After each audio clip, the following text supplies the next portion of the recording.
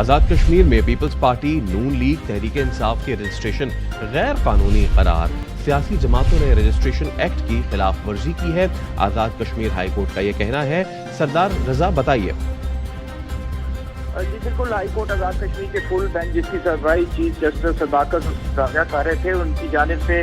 اپنے دیے گئے فیصلے میں آزاد کشمیر کی 3 بڑی جماعتیں پیپلز پارٹی اور مسلم لیگ نون اور تحریک انصاف کی آزاد کشمیر کی رجسٹریشن کو قلعہدم قرار دیا، اور اس کی بڑی وجہ یہ سامنے آئی ہے کہ ان جماعتوں کو آزاد کشمیر میں رجسٹر تو کیا گیا، لیکن ان کی رجسٹریشن جو ہے وہ غیر ریاستی افراد کے نام پہ کی گئی اور اسے عبوری طور پر جو ہے وہ رجسٹر کیا گیا، جو الیکشن کمیشن کے ایکٹ کی جو ہے خلاف ورزی ہے، اور جس کے بعد ان کی رجسٹریشن کو جو ہے وہ غیر قانونی قرار دے کر جو ہے وہ منسوخ کر دیا گیا۔ تاہم میں اس میں آپ سے یہ شیئر کر دوں کہ ان تینوں جماعتوں کی رجسٹریشن کو منسوخی کی بڑی وجہ جو ہے وہ بلدیاتی انتخابات میں کامیاب ہونے والے کونسل کو جو نوٹسز جاری کیے، اور